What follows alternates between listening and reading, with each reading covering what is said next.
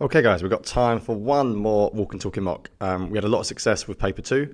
Hopefully we get lucky with paper 3 again. Out of all the videos, this is the most important one because, as many of you know, this paper is all about exam technique. You do need knowledge, you do need to revise, but this paper is much more about your exam skill than it is just about pure knowledge. So let's get straight into it. This is what your exam paper will look like. It's 52 marks, same as the medicine, same time. So let's show you how it looks. So there are two sections, section A and section B. Section A is a source question and a 12 marker. The first one is worth 4 marks, and it says give 2 things that you can infer from source A, and then it will be about a certain topic. So we've been teaching you inference skills since back in year 7, and inference is essentially an educated guess. So it's something that you can't necessarily see because historians can't see everything. We don't know how soldiers felt in World War I. We don't know exactly what happened in World War I, but we make educated guesses, for example. That's what historians do. The source could be written or it could be a picture. And the way this works is you get infer, see. Details in the source that tells me this. That means what can you see? So you do what can you infer and then back it up with what you can see, and then you repeat that twice. You do a separate inference and a separate thing that you can see. So you do the same thing twice, and that's worth 4 marks total. If it's a written source, when it says what you can see, you quote. If it's a picture source, then you say exactly what you can see in the picture. Remember, if you can see it, it's not an inference. An inference means like an educated guess, something you can tell. So I've given you a picture of the Watts riots from 1965. And if I show you the picture now, you always want to start with what you can see. So this shows the city of Watts, LA in 1965. You can see that there are buildings on fire. You can see that there is an armed guard. You can see that buildings have been destroyed. So what can we infer as historians about the Watts riots? So I've said that I can infer that the Watts riots caused widespread damage. Now, although you can see damage, you can't necessarily see widespread damage. How do I know that? Because I can see that buildings are set on fire and destroyed. So I can explicitly see they're set on fire. I can see they're destroyed. Therefore, that links to there being widespread damage. Now let's take this soldier. I can see there's an armed guard. That tells me something about there being an armed response from the government. So I've put, I can infer the Watts riots were met with a violent response. I can't see a violent response. That's not something I can see. I infer that. I can see that police are armed.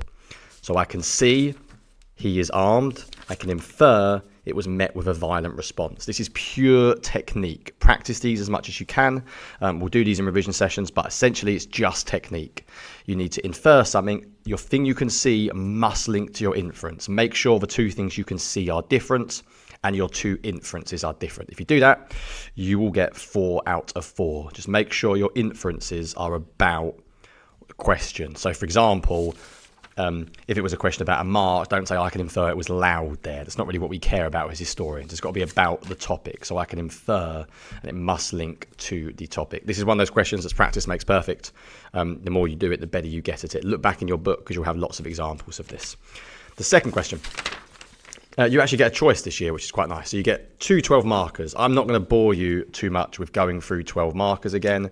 We have gone through 12 markers in this video twice now. So you know a 12 marker is always explain why.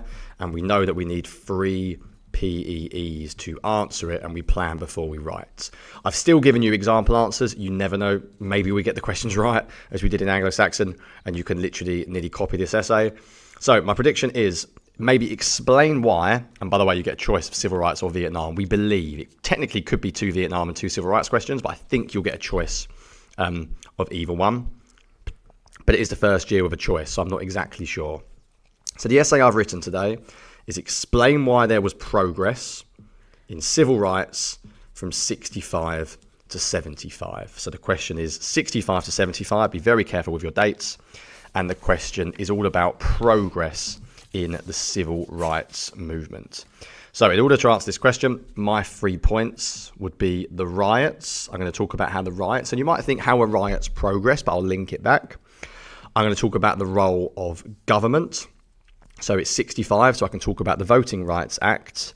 And I'm going to talk about the sort of new movement called Black Power and how that progressed the civil rights movement. They are my 3 different factors for this question. Remember, you want to choose a nice broad point that you've got lots to talk about. So if we have a look at what I've done, we'll do the same as we have for the others. One reason there was progress was the riots. There is my point. Always make sure you answer the question immediately. And you guys should know this by now. We've done this plenty of times. Now we're going to give facts about the riots. So why were there riots? People were unhappy in ghettos across America. In August, the Watts riots occurred in Los Angeles. It was down to police violence and living conditions. They lasted for 5 days. Over 1,000 people were injured. 4,000 people were arrested. 40 million worth of property. You might remember the riots were not just in one city. They lasted for 3 years. We saw riots in Chicago and we saw riots in Detroit. So if you don't know anything about the riots, there's some good facts for you to learn before your exam. But remember, facts don't answer questions.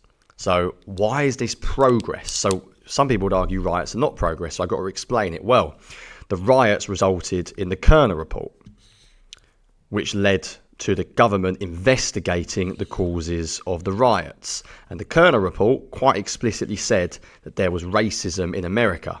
So this is progress because what the riots do, they raise awareness. It wasn't just the South of America.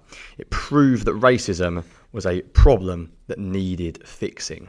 So I've said the riots do cause progress, in fact, because they raise awareness.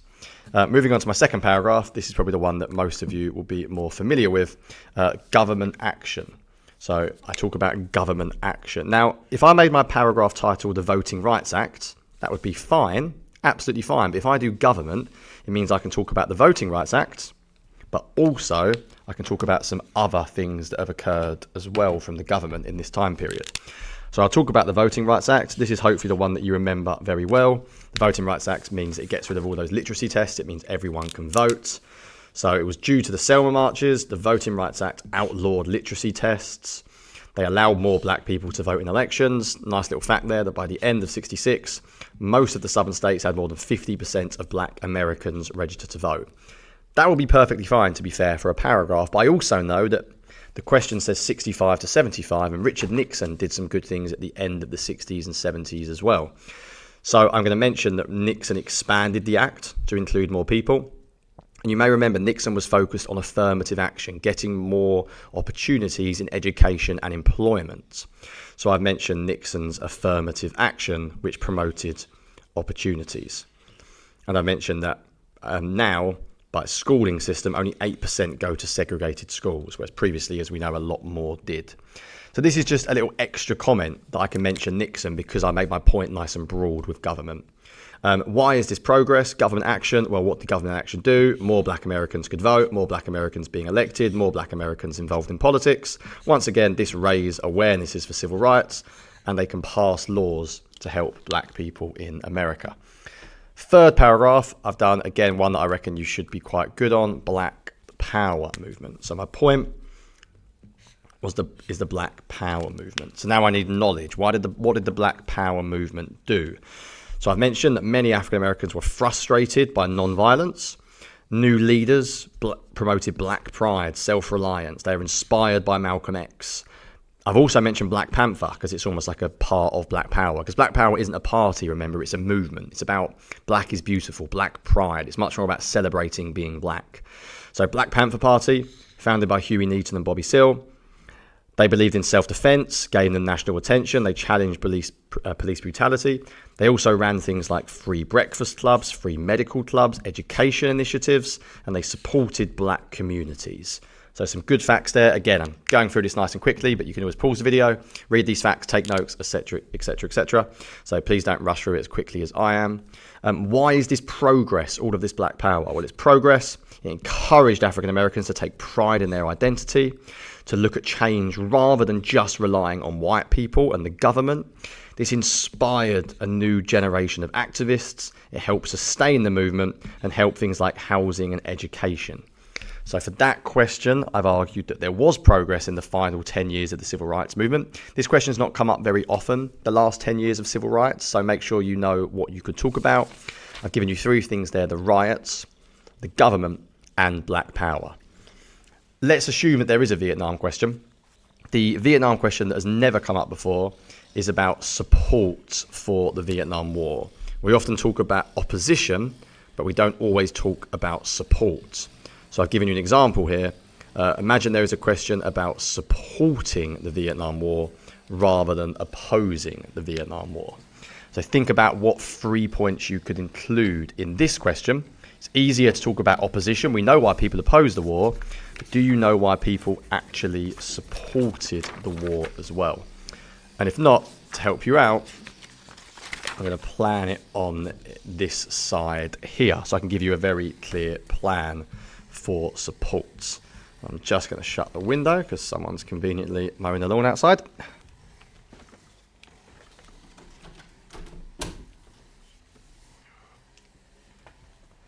So what could we talk about for support? So why did people support the Vietnam War? And I'll give you my 3 reasons and some facts for this as well.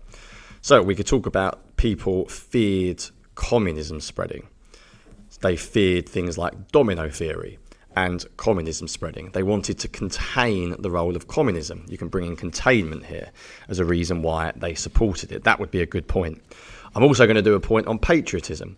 People supported the war in America because they don't like to lose wars. This is during the Cold War. They want the USA to beat the USSR. They don't want to lose a war to another side. They have a lot of patriotism towards American troops that have gone to fight. A lot of the media does at the start support the war. This is quite an easy paragraph to talk about because you can talk about just basic patriotism. It's a war. The American people are going to want to win it. And then last but not least, I'm going to talk about social, aka people who supported the war. And this is where you can bring in some clear knowledge. You might remember the hard hats, the construction workers. You might remember Nixon called there was a silent majority in America, which was the idea that actually the majority of Americans did indeed support the Vietnam War, even though they didn't explicitly go and protest for it or say they did actually support it. So these are 3 ideas you could think about. If you did get a question on support, you could talk about domino theory, containment, you could talk about patriotism, and then you could talk about the hard hats and Nixon's silent majority. It's quite a niche, quite a specific question, but there is enough to talk about 3 paragraphs for. So make sure you plan for this essay. It could definitely come up as a 12 marker. Because you studied the Cold War, you've got a lot of knowledge already about containment and the domino theory. So this would be hopefully quite a nice question for you. Although it's quite specific, there is enough to talk about 3 paragraphs. I'm not sure if you guys can hear the lovely guy mowing the lawn, so I'm going to run and shut the other window as well. Whilst I do that, I'm just going to put section B on. So that's section A done, and this is section B. Section B is questions 3A to 3D, worth 32 marks. There are 4 questions for section B. And I'll leave you for 2 seconds to look at the title of the usefulness.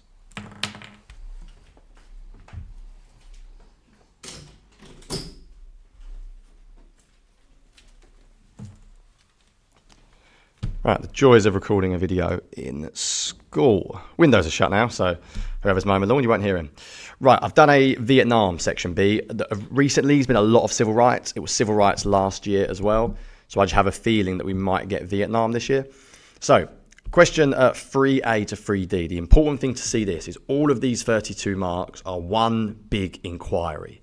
This is basically one big question, section B. It's the biggest thing on your exam, 32 marks. And the good news is there is so much technique. And if you get the technique stuff right, it's really not a terrible question at all. We start 3A with the exact same as medicine. We get a usefulness question. So how useful are sources B and C? The reason why it's B and C is because source A was question 1. The question I've given you is, why did America become involved in the Vietnam War? This is quite a tricky question. A lot of you know about the war, but do you know about the reasons why America became involved? Just like medicine, we're going to use the same strategy. We're going to look at what's in the source, We're going to look at, do we have own knowledge to back up what's in the source? Then we're going to look at the caption, and do we have own knowledge to back up the caption? So exactly the same as medicine. Remember what we did for medicine? It is the same. So if I show you the two sources for this question. So I've got source B is a photo of a Buddhist monk in 1963. He burning himself in protest of Diem's government. So in terms of the source, what we can see, well, pretty straightforward. We can see a Buddhist monk on fire. In terms of own knowledge, hopefully you guys know that the Diem government in Vietnam, that America backed in the South, did not treat Buddhists well because Diem was a Catholic and the Buddhists were treated badly. So own knowledge, we can mention that. For caption, it's a photo because it's useful so we can see it, but also it's in 1963. This is useful for us because I know that in 1963, the US became more involved in Vietnam. Therefore, it's a good time of a source to look at because this is when America increased their military advisors. And we'll get to that in a second. So the reason why they get involved here is because they are worried about the unpopularity of Diem's government. The second source, and this is a tough source, by the way, there's not much in there to see really, is there? But there is still enough. Even if you get a hard source, you don't need a lot. You just need one or two things you can see in it. Second source is far easier. This is an interview given by Dwight Eisenhower. So in terms of what's important from this source, we've got lots there in terms of, he says you can't just think about Vietnam. We have to think about the falling domino principle. What will happen is that if one goes, the other one will go over very quickly. So he's clearly talking here about the domino theory, the idea that if Vietnam goes communist, other countries in the area, such as Laos, such as Cambodia, will also go communist. For the caption, well, this is easy. It's an interview from the US president. So think about why that will be so useful. Also, the year is useful because 1956 is when America really got involved in Vietnam, because this was the year there was meant to be an election to unify North and South, but America and Diem didn't let that election take place. So let me show you how I've written this answer. So I start by saying, source B is useful. Make sure you always answer the question. The question is about why the US became involved. It shows Diem's government was unpopular in Vietnam. What exactly can I see in the source? I can see a Buddhist monk on fire, people surrounding him watching the protests. So there's my very clear why the source is useful. Well, now I need to back it up with some own knowledge. So why is there a random Buddhist monk on fire? Why is he talking about Diem? Well, I know because my knowledge tells me Diem was in charge of the South. He was a Catholic and was mean to the Buddhists. America had to get involved because Diem became so unpopular, the US government actually launched a coup against Diem to get rid of him. He was that unpopular. So that's some good own knowledge about Diem. Now I need to look at the caption. It is a picture, remember, from 1963. So I've said it's useful because it's a photo. This gives us a first-hand experience of the protests. Now I'm going back to my own knowledge. It's taken in 1963. That's when the US increased their number of military advisors, which highlights they were becoming more involved. So quite a tough source, but there is enough to talk about there for that question. Source C is quite a lot easier. Again, pause the answer, read through it if you want to see exactly how I've done it again, and you can always go back and look at the sources again. So source C is useful for an inquiry into why America became involved, because it shows that they were worried about the fear of communism spreading. As it's a written source, I'll give a clear quote. You have broader considerations about the falling domino principle, and you can't just think about Vietnam. So we need some own knowledge here about the domino theory, about why America believed in the domino theory. So some own knowledge. He's referring to the domino theory. That is own knowledge because he says falling domino principle, not domino theory. So domino theory is own knowledge. If one country in Asia falls to communism, others will follow, which forced the USA to get involved to stop communism spreading. The domino theory played a significant role in US foreign policy during the Cold War. This is where you really make your marks when you get to the provenance again, the caption. So remember, it's an interview with Eisenhower. That's very useful. He is the president. He is involved in US policy. It's reliable because he is going to give us exactly the official government reasoning behind getting involved. If I was to ask you who the most useful person in the world to hear from, it's probably the president who got them involved in the first place. So really exaggerate. It's reliable. It's the official government reasoning. I also know that in 1956, this is when they had elections. Remember, they were meant to have elections to reunify North and South. Diem cancelled them and America backed him because they knew the North were going to win. So America wanted freedom and democracy until they were going to lose. So that is question 3A. The sources, by the way, I should have said this, because of the way the exam is laid out in this one, the sources will always give you different reasons. So this one's talking about getting involved because of Diem. This one's talking about getting involved because of domino theory. What you then get is you get 3 questions in a row, all about interpretations. An interpretation is just a historian's opinion of something. Sorry, I'm trying to talk and spell at the same time. So an interpretation is a historian's opinion. If one historian thinks William won because of luck, another historian thinks William won because of skill, neither of them are wrong. It is just their opinion. For question 3B, you're going to talk about the difference between 2 historians. For question 3C, you're going to talk about why they might be different. These are pure technique, no knowledge. Every single one of you listening can get 8 out of 8, even if you've never studied Vietnam before in your life. And then 3D is your opinion of the historians. So your opinion, but not your opinion in terms of what you think yourself, what you think about the different historians. So first thing you need is I'll show you the interpretations that I've got. It is always going to be the same as 3A. So 3A is about US conflict. Why did America get involved? This would also be about why they got involved. Okay, remember 3A, B, C and D are all the same. So the question will never, ever change. That's why it's not 3, 4, 5, 6. That's why it's 3A, 3B, 3C, and 3D. So you can pause it for a second if you want to read the interpretations by yourself before I do it. But remember, the interpretations must be different. They have to be different because this question says you need to tell me what the difference is between this and that. They will always, always, always be different. So if you want to have a quick look at both of the interpretations.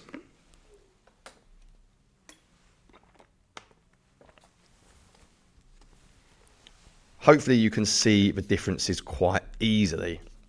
So the first one says that America got involved because the communists posed a challenge to the global position of America.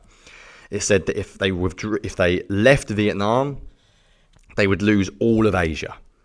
And it says Eisenhower was not alone in this thinking because many Americans believe the same.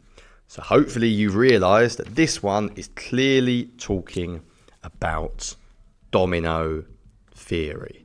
America are becoming involved because of the domino theory. And many of you have guessed it already because you remembered from your PPE, this matches the source. So you already know what they're going to be about. Because if the sources are about domino theory and Diem, you know that they're going to be about domino theory. And immediately, you know this one's going to be about Diem. A plot to assassinate Diem. This says Kennedy realized Diem was too unpopular to defeat the Viet Cong. So the USA basically had him assassinated, and therefore they were morally obliged to stay in the country. Therefore, they increased their number of advisors. So this one argues that America got involved because of Diem's weakness. This one argued America got involved because of domino theory. Something you'll notice I've done, and there's a reason why I've done this. I have highlighted 3 quotes from each. That is very deliberate, and I want you to do the same thing when you first see your interpretations. I want you to highlight 3 specific quotes. Hopefully those of you that have done this question before know why, but if not, I'll explain. But I really, really want you to highlight 3. So how do you answer question 3B? The easiest 3 marks on the paper. You state the difference, and then you support it with quotes from, and this is so important, both of them. Look at this. Details from both. So the first thing you do is state the difference. Well, the difference is interpretation 1, and by the way, you can write INT1 and INT2 in your exam. That will save you some time. INT1 believes America became involved because of a domino theory. Interpretation 2 believes America became involved because America played a role in the assassination of Diem. So this is what 1 thinks, this is what 2 thinks, but that is not enough. I now need to give quotes. My favourite word for this question, by the way, is to say 1, whereas this is what 2 says. So we've said what the difference is. Now all I need to do is choose one of those quotes I highlighted. So I know this, as interpretation 1 states, he feared Vietnam withdrawal would mean losing all of Asia, which refers to the domino theory. On the other hand, interpretation 2 states this. So I've read the interpretations. 1 says it's domino theory. 2 says it's the weakness of Diem, the assassination of Diem. The difference is 1 thinks America got involved because domino theory. 2 thinks America got involved because Diem's weakness. Remember, the interpretations will always be completely different. They are always going to think different things, whatever the question is. The question's about the success of an individual. 1 will probably say he was successful. The other one will say he wasn't. If the question's about why America lost, 1 might say the media. The other one might say public opinion or the US soldiers. They will always be different. Your job is simply spot the difference, tell me what the difference is, and back it up with a quote. This is probably the easiest 4 marks on the entire paper. No revision needed. Just practice reading these. We've done lots of this before. Practice reading historians, and you should be perfectly fine. Now, question 3C is a bit of a weird one. And you remember, this is absolutely technique. If you learn this answer, you can get 4 out of 4 every single time. 3C is not what is the difference. 3C is why are they different? So why might one historian think one thing and why might the other one think a different thing?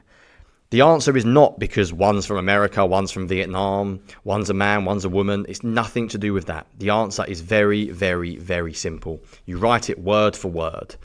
The reason why they have different views, and literally word for word, is because they have focused on different sources. You write word for word.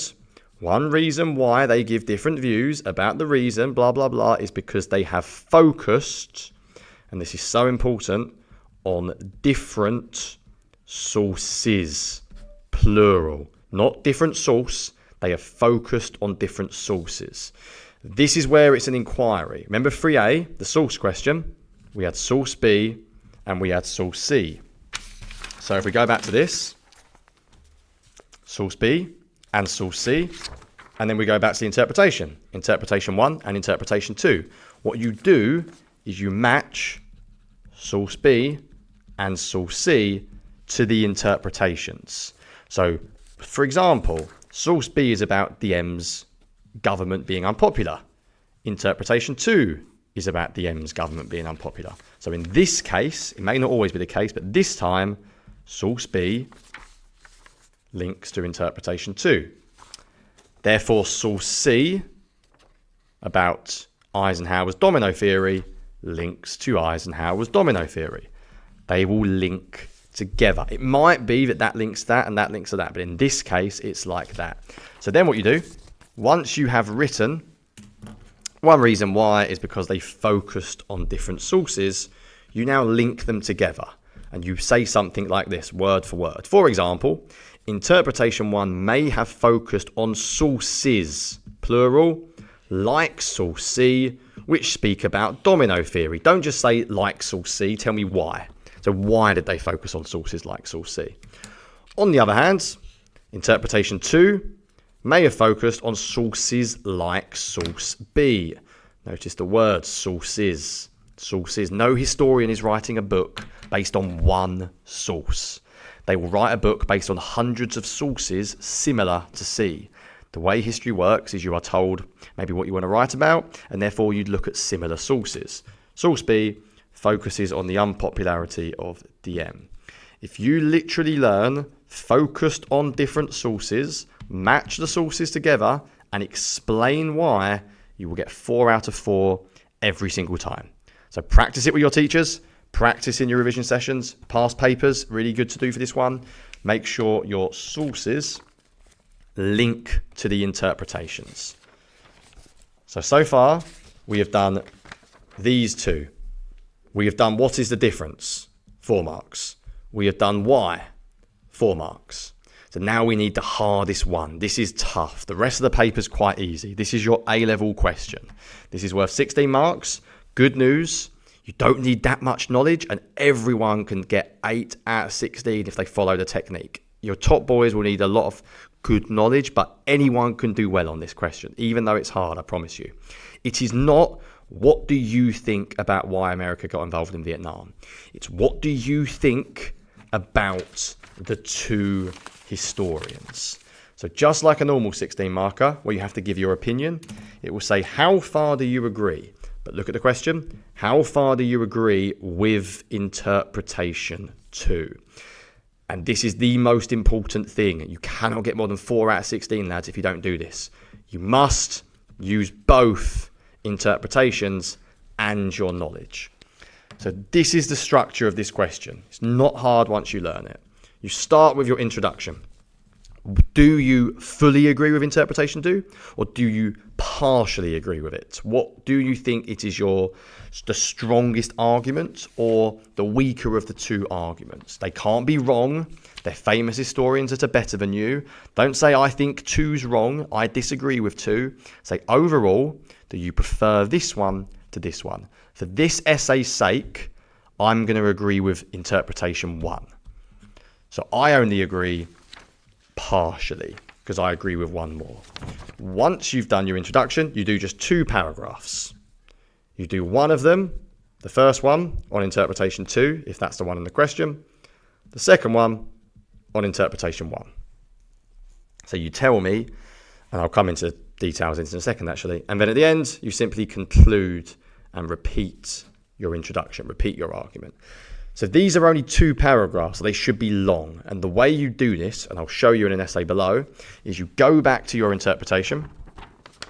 There's a reason why we highlighted 3 quotes, because you're going to go for interpretation 2, you're going to go quote followed by own knowledge. And you're going to do this 3 times. So give a quote, give me own knowledge about the quote. Give a quote, give me own knowledge. Now, a little bit of good news here. You can actually steal own knowledge, which is very weird, I know, from the source. So you could use the Buddhist monk burning as your own knowledge. You could use Eisenhower's speech as your own knowledge. You can basically cheat. Don't ask me why, but the examiners don't mark these questions together, so you are allowed to bring in knowledge from here. So if you know nothing, and I'm not encouraging you to know nothing, but if you know nothing, steal your knowledge from the source. Said this is a technique paper, lads. Anyone can do well if they follow the technique. So this is the hardest bit, and this is the bit that's very A-level-y, and I appreciate it is tough for a year 11. But when you give your own knowledge and your quotes, right, for the 2 interpretations, you're going to give a quote, own knowledge, quote, own knowledge. The one that you agree with the most, so in this case, it's interpretation 1. All of your bits of own knowledge are going to support the interpretation. So it will be quote, back it up with your knowledge. Quote, back it up with your knowledge. The one that you don't fully agree with, the one that you don't like the most, so you partially agree with it, because overall, remember, I'm saying this one's better. You can't just agree with every quote. And this is hard. You need to try to challenge the historian. Just once. The other 2 quotes, you are more than welcome to continue to support it, but at some point you've got to say why you don't fully agree with it. You have to challenge it. You don't say he or she is wrong, because these people know more than you, but you say, whilst I agree with this, I don't think it's the most important because I think this one is the most important, and you're going to tell the examiner why. It's a hard question to do. So to make it easier for you, I'll give you a 16 out of 16 answer, and I will use the technique I've used. So I'm going to use 1 colour for the quotes and 1 colour for the own knowledge. So first thing is, remember, I only partially agree with interpretation 2. Why do I only partially agree? Well, I agree with the historian. Of course I agree, because he's correct, he's better than me, that Diem's government did play a role in America getting involved. However, I don't think it's the most important. I prefer interpretation one's idea that domino theory was the most important reason why. I like this. I think it's a stronger argument. Not right, not wrong. They're both right. It's what is the stronger argument. So you either strongly agree with interpretation 2, you think that's the best argument, or you partially agree with it because you prefer interpretation 1. In this case, I prefer interpretation 1. However, I'm going to start with interpretation 2 because that's what the question's about. So I start with my quote. Interpretation 2 states that America made the US get involved to sort out the mess after the assassination. There's my quote. Remember what I said, I need to challenge it once. So I'm going to here challenge it with own knowledge. So I'm saying, whilst I agree that this is true, I think that domino theory, as said in interpretation 1, is more significant as America was already involved in Vietnam before the assassination of Diem. So basically, interpretation 2 says Diem's assassination got them involved. Interpretation 1 says domino theory. Well, I'm saying the domino theory came first. Therefore, it's more important than the assassination of Diem. So that now I need some knowledge. If you're after your grade 8, 9, you need some good knowledge here. Without the domino theory convincing Eisenhower and Kennedy, they would have never got involved in Southeast Asia in the first place. So my knowledge here is my own knowledge, but I'm challenging, and this is hard, I'm challenging the interpretation. If you're after a grade 4 and grade 5, I'll be honest, you'll struggle to do this and you can just support both. But if you really want to get those top grades, you need to try to challenge it. Once I've done that, it's simple. I'm just going to give 2 more quotes, and I'm not going to go through the video too long. Doesn't make it too long, but you can pause it and read. I'm going to give a quote. Kennedy, Diem was unpopular. And then I give loads of own knowledge that I know. Why does Kennedy think he's unpopular? He's a Catholic. He persecuted Buddhists. He banned the flying of the Buddhist flag on the Buddha's birthday. There was protests in South Vietnam. Look what I'm doing here. Monks burned themselves to death to protest against the government. I'm taking knowledge from the source. I'm basically cheating, and I'm calling it my own knowledge, but I'm allowed to do that. Diem's sister-in-law said she hoped for more barbecues. Not a very nice comment. Proved that they didn't care for the Buddhists. America got involved and spent $270 million in military support for Diem because they knew Diem wasn't popular. Look how much knowledge there is here. Before you think, Christ, this is a big paragraph. Yeah, but look, we're only doing 2 paragraphs. A normal 16 marker has 3. So these paragraphs, if you want to get a top grade, should be a little longer because essentially those 2 should equal the same amount as 3 normal paragraphs. A paragraph could easily be a page long. I've given lots of own knowledge. I'm going to go for 3 quotes. Again, if you're going for a grade 4 or grade 5, maybe you only do 2 quotes. That's fine. That's not a problem. But for the top grades, I want to see 3 quotes. Interpretation 2 states that by 1963, there were, 16,700 special forces. Now I give some own knowledge to back it up. Kennedy increased involvement through Strategic Hamlet. Strategic Hamlet was where peasants were put into fortified villages guarded by troops. Overall, I partially agree with interpretation 2. I don't disagree, I partially agree. So I have done the stage of the question, the hardest bit, because I've challenged the interpretation, because I don't fully agree with it. I do agree more with interpretation 1, so I don't need to challenge it now. I can basically just explain why I think this one's the best argument. So that's what I'll do. I agree with interpretation 1 because it says Eisenhower got involved because of the domino theory. Now I'm going to give own knowledge about why Eisenhower got involved. And again, pause this, read it carefully. There's some good knowledge here. Battle of the Dien Phu. Geneva Agreement meant Vietnam was split in 2. The French left. North Vietnam was led by communists, funded by the Russians and China. Eisenhower did not want to appear weak. He did not want communism to spread. The idea of containment came from Harry Truman in 1947. Loads of good own knowledge there. about why Eisenhower got involved. Some really good own knowledge. Date of the battle, Vietnam being split in two, North being communist, South being capitalist. Eisenhower copying Truman, who said it didn't want to see communism spread, containment. You've got a massive advantage in this exam, boys, because you studied the Cold War. Not everyone else does for paper 2. So you've got some knowledge you can already bring in. So quote 1, own knowledge 1. Now I'm just going to repeat the exact same. Quote 2, interpretation states Vietnam meant losing all of Asia to Soviet Union and China. The second bit of own knowledge is about domino theory. You might have already mentioned this own knowledge for the source question, but it's fine. You're able to repeat it. Domino theory didn't want it to spread to Laos and Cambodia. Ho Chi Minh wanted the united Vietnam, and he was very popular, which worried Eisenhower. Then quote 3, Eisenhower stated that he was not alone in this thinking. And again, I'm going to give some own knowledge. So it's not just Eisenhower. It was also Kennedy who believed in the domino theory. He was determined to get tough on communism to stop it spreading. The domino theory led to Kennedy continuing the same policies to support Diem's government. Again, I'm not going into huge detail. Read this. If it comes up as a question, you'll regret not reading it. You never know. We might get the essay right again. So go through some of the knowledge, but there's some good own knowledge there about domino theory, good own knowledge about why they got involved, the Battle of Dien Bien Phu. But all of the knowledge must link to the quote. If the quote talks about Eisenhower, don't give me some random knowledge about something that happened 10 years later that's not relevant. Your own knowledge must back up the quote. Then to finish, give a nice good conclusion. Why do I only partially agree with 2? I only partially agree with 2 because yes, it's true that the weakness of Diem's government did play a role in America getting involved, but I only partially agree, and this is a good one.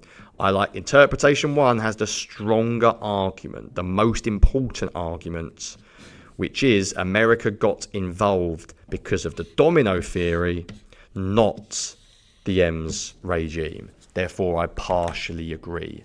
So my argument, remember, is domino theory is more important than Diem's government, weakness of Diem's government. Therefore, I partially agree with this one because I fully agree with this one.